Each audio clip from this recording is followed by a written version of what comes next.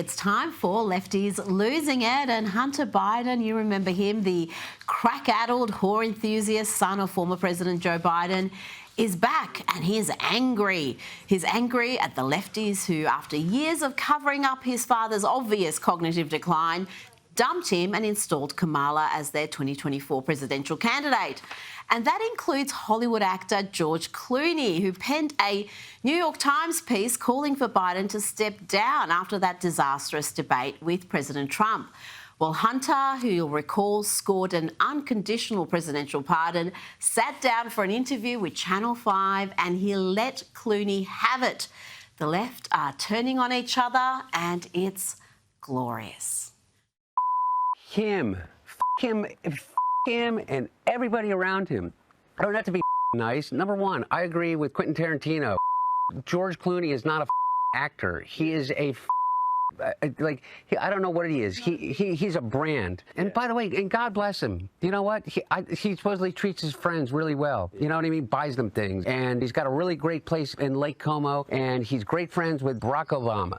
You. What do you have to do with anything? Why do I have to listen to you? What right do you have to step on a man who's given 52 years of his life to the service of this country and decide that you, George Clooney, are going to take out basically a full-page ad in the New York Times to undermine the president at a time in which, by the way, what do people care about the most? Why do you think that the Republicans have an advantage over us? Because they're unified. They will go along with anything. I wasn't asking anybody to go along with anything. I was asking people to go along with this.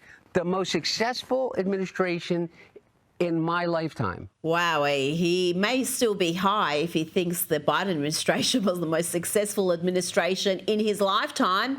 And he wasn't done yet with George Clooney. And here he admits what we have all suspected, that Clooney was acting on the behest of Barack Obama. You know what George Clooney did?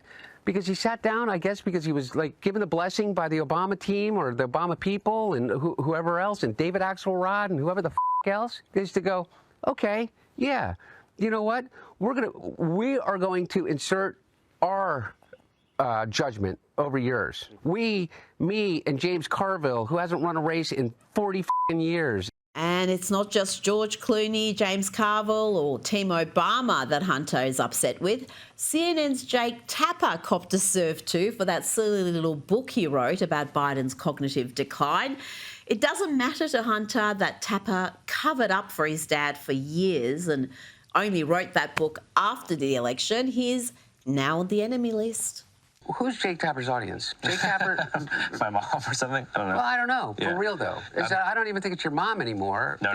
By the numbers, what influence does Jake Tapper have over anything? He has the smallest audience on cable news. And beyond that, I think that the book is right now on Amazon that he put out. I mean, his ratings just went to shit after he put the book out. You know, they did a 2-week infomercial for it. I mean, it was such a money grab. Now, I regret to inform you that Hunter Biden is not just taking pot shots at aging Hollywood types and CNN hacks.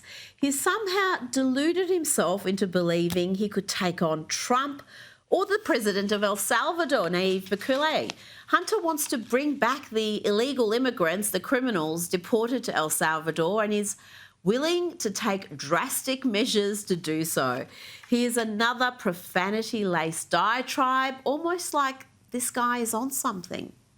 I say, you. How are we getting those people back from El Salvador? Because I'll tell you what, if I became president in 2 years from now, or 4 years from now, or 3 years from now, I would pick up the phone and call the president of El Salvador and say, you either send them back or I'm going to invade. It's a crime what they're doing. He's a dictator thug. Bukele or Trump? Both. Hunter is going to become president and he's going to invade El Salvador. There you go, Democrats. That's your next election campaign right there. What a sad, broken party. But we shouldn't laugh off Hunter's mad rants because this man had enormous power in the Biden White House. And don't forget, Joe Biden often said Hunter was the smartest man he knew. Seriously, in this lengthy, wide-ranging interview with Channel 5, Hunter denied that cocaine found in the Oval Office was his. And then he gave the audience a helpful lesson in how you make crack. I wish I was kidding. The only difference between crack cocaine and cocaine is sodium bicarbonate and water and heat, literally. That's it? That's it. And those things are pretty much free if you go to like a science store. This is free. You can go to your neighborhood convenience store and just get. Anyway, I don't want to tell people how to make crack cocaine, but it literally is a mayonnaise jar, cocaine, and baking soda. He doesn't want to tell you how to make it, but he just did. And he didn't stop there. Apparently crack isn't that bad. Crack isn't whack. It's better than alcohol, according to Hunter. Listen to this lunacy. Crack cocaine make you act any differently? No. Is it safer than alcohol? Probably. People think of crack as being dirty. It's the exact opposite. When you make crack, what you're doing is you're burning off all the impurities so that it combines with the sodium bicarbonate, which makes it smokable. That's all. Astonishing stuff. Now let's check in on some lefties running a bar. Not clear if they're just working at this bar or whether they're owners. I'd suggest the former, but that's just a guess. Watch what happens when a Trump supporter comes in to order a drink. Watch how these so-called tolerant, progressive, love is love lefties react. I have a question. No, we're not answering Why? questions. Get out of the car. Why? Because you're a Trump supporter. I know, but don't you guys want our money? No, actually we don't. Get out of my bar right now. You're not welcome. I'm not f***ing around. Get out of my bar. Are you serious? I'm dead serious. Out. Because I'm wearing a Trump Yes. vest. That's wild. I don't care. Get out. We can call the police, or you can just leave. You know this is like discrimination, right? Oh, boo-hoo! Get out of my bar. Didn't the left ruin the lives of a Christian baker for much less than that? To Minneapolis now, and remember when Democrat Mayor Jacob Frey dropped to his knees and wept at the coffin of George Floyd as BLM rioters tore apart his city? Well, even that wasn't enough to save him, because the Minnesota Democratic Party has now endorsed Omar Fatah for Minneapolis Mayor. The Somali-American state senator is American-born, but his focus is almost entirely on the Somali community. Right now, we're blessed to have 3 Somali elected officials at the Capitol. Me, Sister Holden Hassan, who's in the State House, and Brother Mahmoud Noor. And we work very closely together, and we carry each other's bills. And yes, Omar was born and bred in the US, but he refers to Somalia as home. I understand that our Somali communities are all connected to each other here in Minnesota and back home, and I ask for your support. There's always been a link between our community here as well as back home, and I'm running to bridge that gap and unite all of us. Let's bring in Sky News contributor Kosha Gator. Kosha, first New York and now Minneapolis. We've got 2 socialists here who are front runners to be mayors of major cities. Is this the future of the Democrats? Sadly, I think it is, and for these great cities all across America and all around the world. New York, as you mentioned, London, Rotterdam, Calgary, and on the list goes. I think there are 2 important lessons here for those willing to learn them. One is the downstream effects of immigration and the myth of multiculturalism, the myth of the melting pot, the myth of what they call the magic dirt theory, that these countries have magical dirt and you can import vast quantities of people from very different countries, very different cultures, very different loyalties, plop them on the dirt and somehow they magically assimilate. Doesn't happen. When there's critical mass of them, they will be more loyal to their ethnic enclaves, as you see here, and they're not representative of the vast majority of the populations that they're representing. The second, I think, is don't pander, because Jacob Frey, the incumbent mayor who's now being challenged, the election isn't until November, as you mentioned, he cried at the coffin. He was planning a trip to Somalia to try and forge ties, given that 10% of the city's population is now Somali. And Jacob Frey, where has that gotten you? Not very far. Not very far at all. And the demographic changes there are obvious. Minnesota is home to the largest Somali population in the US. What's been the impact of that? Because we've seen that with other elected politicians. It's only 10%, you said, of the population, but it seems to be having a fairly dramatic impact. Because I think it's at critical mass. So it's like 6% of London, for instance, is similar to the Muslim majority group, but when there's enough critical mass of them, they can really band together and outvote people maybe who are not as organized. We don't have mandatory voting in the US, so if you turn out the vote in these communities and have messaging that resonates to them and their specific interests, that can happen. It's the land of Ilhan Omar, the infamous congresswoman, also from Somalia as well. So she's a case in point, and now at the local mayoral level, we might very well see the same thing. Now, played some of Hunter Biden's commentary about George Clooney, Team Obama, cracker cocaine. There was a wide-ranging interview he did. It was a wild ride. But he also had this to say recently about Nancy Pelosi and Pelosi's daughter, Alexandra. It clearly made a decision. And when I say they, I mean the speaker. And, you know, I heard Alexandra Pelosi say something, call my mom, like, put your big girl pants on to my mom or something. And I kind of feel like saying, who the do you think you are? I would never speak about your mom that way. Yeah. I would never speak about your father that way. I would never insult your parents that way. Kosher, a lot of bad blood there, and we're learning just who was behind Joe Biden being knifed, being pushed out of running for re-election. And as we suspected, Nancy Pelosi had a bit to do with it. 100%, and it's interesting because you don't see it in Democrat circles. They really are very good at putting up a united front, unlike the Republicans, who tend to be this circular firing squad often. So when you see these cracks and just everything that happened in those last 100 days, it is interesting. It was widely reported at the time that Jill Biden was very hurt by Pelosi specifically, and she had this phrase that we were friends for 50 years. I was very disappointed by it, that got picked up in various press outlets. And I think Hunter is just putting more color onto that. It was Pelosi, maybe Chuck Schumer, Obama, Clinton, possibly in the background. But, you know, Pelosi remains a power player, and when it looked like they might lose to Trump, which they went on to do anyway, the knives indeed came out. They did.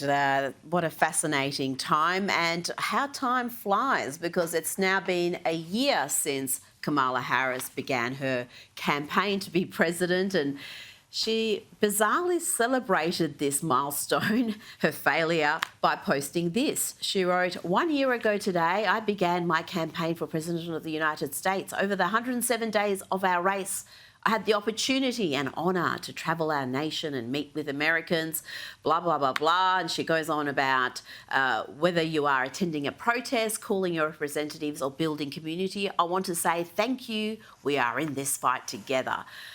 Kosher, she still obviously doesn't get it. She didn't have a single primary vote. She was installed into the role. She squandered $1.5 billion in around 15 weeks to lose every swing state, to lose the popular vote and lose the Electoral College in a landslide.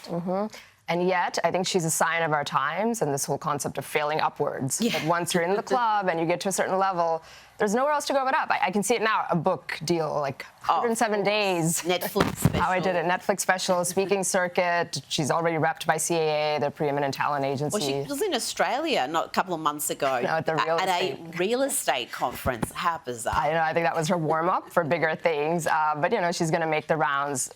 I don't think she's going to be remembered in the history books, but for now, at least, she's going to monetize her short burst of fame, and she came precariously close to the nuclear codes, but thankfully did not get them. No, thank God. I was worried that they were going to install her as president, make Biden step down. So she went into the election already being the incumbent and having that advantage. But thankfully, she wasn't the first female president. That was a theory that they might do that. But I'm surprised they didn't, because I think they believed their own publicity in the end. They believed that those polls were accurate. Now, let's look at this post from the president of El Salvador, possibly the most popular leader in the world right now, Nayib Bukele. And here he calls out the prisoners sent from El Salvador to Venezuela. Some of these prisoners claim to have been terribly mistreated, but they look pretty healthy. Look at them here. Look at this guy. Looks in good shape. Getting on the plane, a picture of help, but getting off the plane, he needed help. Better get the wheelchair out as well. Kosher, America has Trump, but South America right now has two fairly extraordinary leaders as well. Javier Milei in Argentina, and Bukele in El Salvador. And what they've been able to achieve is quite astonishing. Yes, these cultures are ones that do traditionally really like the strong man, and they've revered kind of the machismo and that strong figure, even though, interestingly, they've had weak, feckless leaders for many years, like many other countries. But both of them are really a case in point, in the case of Milei, of how to turn around an economy and reduce the addiction to unlimited spending of government, which is something plaguing many countries, and he's done it in rapid speed. And then Bukele is a great example of how to reduce criminality, where El Salvador was the homicide capital of the world, and look at it now. So every other city and country that's plagued with similar issues can take a page out of their playbook, but they don't seem to have the political will to do so. No, and if they were of the left and they had this extraordinary success in such quick time, they'd be held up as examples around the world. The media would be celebrating them. You look at Milei, what he's been able to do with the inflation rate in Argentina, the economy there, and as you say, Bukele it's become, I think, the safest country in South America now. In fact, safest, one of the safest in North or South America. Right, in like less than 10 years. Which is incredible that it can be done if you actually prosecute people and go tough on crime. Yeah, surprisingly, when you put criminals in jail, they can't commit further crimes. It's a fairly novel concept that we don't seem to be grasping here. Now, let's go to LA. We all recall the devastating wildfires in California early this year. There was a concert, a big fundraiser that managed to raise $100 million, an enormous amount for the victims that lost everything, but where is the money? It turns out the victims have got none of that. It's all going to NGOs. Here is Sue Pasco, who investigated this story, and she's also a victim of these fires. This fire aid money is not helping the people. It's helping nonprofits, many of them who have executives that are getting a six-figure salary. The money is not going to the victims that you wanted the money to go to. Kosha, if we learned anything from USAID is that so many of these NGOs have got enormous fraud happening. They're full of hard left activists, and that's not what people donated money for. I'm guessing most people who put money into this fundraiser were hoping it would go to those who lost their homes and have nothing. It really is outrageous. NGOs and even other institutes, like the Clinton Institute has been cited as this, or other things as well, like the BLM movement and Patrisse Cullors. What they do is, on paper, it's legal, often, because they'll take the money, but then they just run these bloated, fat administrative functions, executives taking huge salaries, as she mentioned, and like so much stuff for expense reimbursement and all that administrative stuff. And then the actual percentage of the donations that they raise that go to the actual cause is sometimes less than 10%. And that is shameful. And even either it's outright illegal in some cases, or it may not be, but it's just shameful practice. And I wonder if those stars and people who did the concert to raise that money are going to speak out, because they actually do have a platform, and it would be nice if we see some pushback. It would be good if some of those artists, and there were big names who participated in that, say something, because, yeah, there seems to be very scant coverage of the fact that there's this massive pot of money that's not actually helping who it's supposed to help. Now, let's hear from LA Mayor Karen Bass. Here she's asked about the Trump administration's impact on the border crisis. Is there anything good you think the administration has done in these 6 months at the border? Well, I will heap praise on the administration for the first 6 months in Los Angeles with the fires. If you ask me, is there anything that they have done good in terms of immigration? I don't know. I don't think so. I think that the viewpoint has been punitive, has been let's make it as miserable as possible so that these people don't come. And whatever they're doing is certainly working at the border itself. We were down on that border, and it is dramatically different. Even the ABC, US ABC, admitting there that whatever they're doing at the border is working. But Karen Bass can't bring herself to admit that. She couldn't find one good thing about their border policy, despite the fact that we've got record low illegal immigration.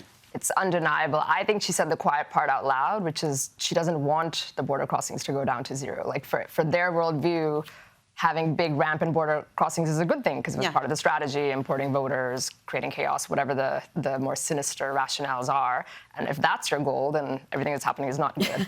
I think that's what she's thinking. That's the only thing I can think of. Yeah, it's astonishing because you can't deny that there's been a lot of human suffering that has been saved. A lot of people who are killed crossing that border, who are trafficked, who are children who go missing. I mean, the evil that's happened there in recent years has really not been fully comprehended. Yeah, and it's often underreported, the 300,000 or so children still missing that were let in under the Biden administration. So for the humanitarians out there that cry, that should be the one stat that they should be pointing to, and they don't. Absolutely. Kosha Gator, thank you so much. Pleasure. Now, I have to say, I've missed the mad rants of sacked MSNBC host Joy Reid. She was an ever-reliable source of Lefty Losing It content, and I'm happy to report she's back with another unhinged diatribe aimed at, you guessed it, Trump supporters. Trump has those kind of voters. They are dedicated to him personally. They care more about him being happy than them being happy. They care more about him having what he wants than them having what they want. They will give up their health care. They will let their daughters be destroyed. They will let their families be destroyed. They will do. There's nothing he can do. He can drown them in Texas. He can take away their FEMA. He can do anything he wants to them. Joining me now is comedian and host of Primetime with Alex Stein on Blaze TV. Alex, Joy Reid, what she said there about Trump voters letting their loved ones drown, I'd say it's a new low for her, but I've said that before and she always manages to sink further. Well, when it comes to Joy Reid, I mean, her opinion of Donald Trump has not changed. But one thing that has changed is her looks. When she first started at MSNBC, she was actually kind of attractive. And now if you see her after she's been fired, she's just, she just doesn't look good. She doesn't look healthy. And honestly, if I would have to guess, she might be trading recipes with Hunter Biden, because to blame the death of 27 kids on Donald Trump, that sounds like something a crackhead would say and not an actual journalist. Well, I'm not suggesting she's on crack. I'm just suggesting she is vile, because I could not believe you would say that. The hate is completely overwhelmed her. Her hate for Donald Trump seems to have overwhelmed her. Now, let me play you some amusing footage from New York of Stephen Colbert supporters. They're having a protest for him. Trump must go! Colbert stays! Trump must go!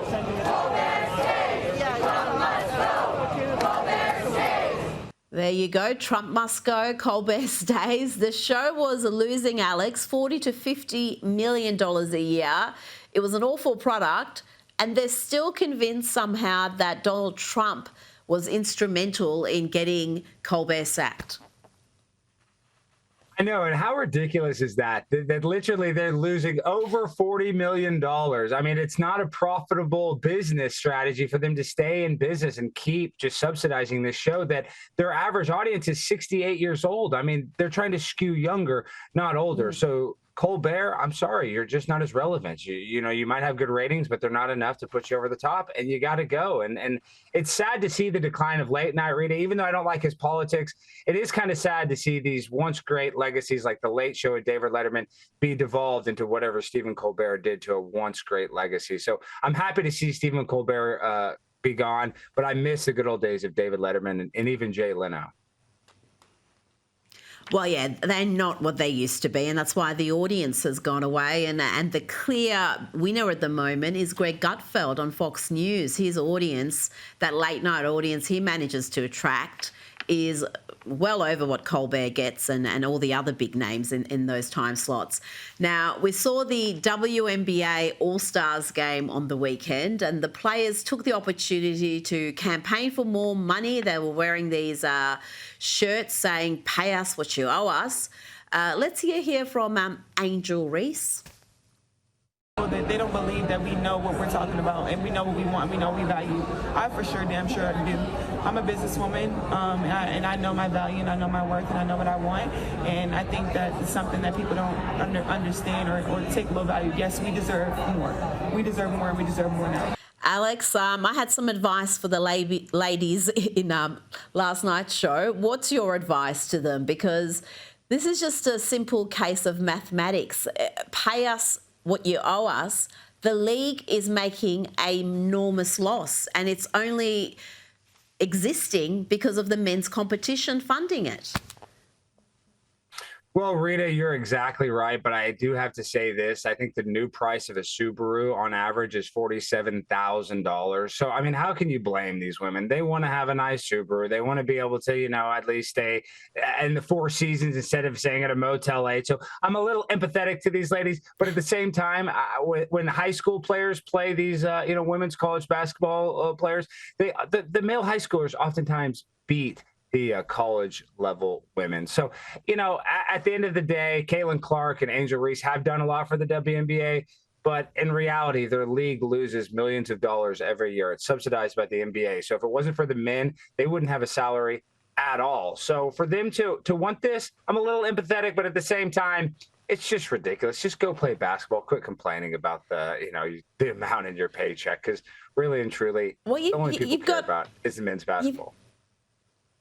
You got to have a product that people want to watch, and we shouldn't feel too sorry for the stars, because Caitlin Clark may only be earning a relatively small sum for playing in the WNBA, but she's earning millions. Literally, I think last year was around 11 million in endorsements. So she's doing very well for herself.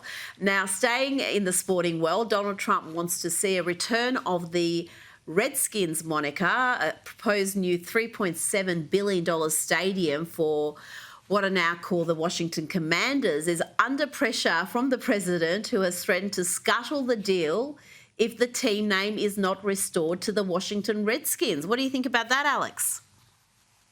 Well, Rita, people accuse me of being anti-LGBTQ, which is impossible because I'm a Dallas Cowboys fan. And the Dallas Cowboys, one of our biggest rivals, is the Washington Redskins. And the reason why this is so important, though, Rita, the first African-American quarterback to ever win a Super Bowl was in 1988, a guy by the name of Doug Williams, and he was a Washington Redskin.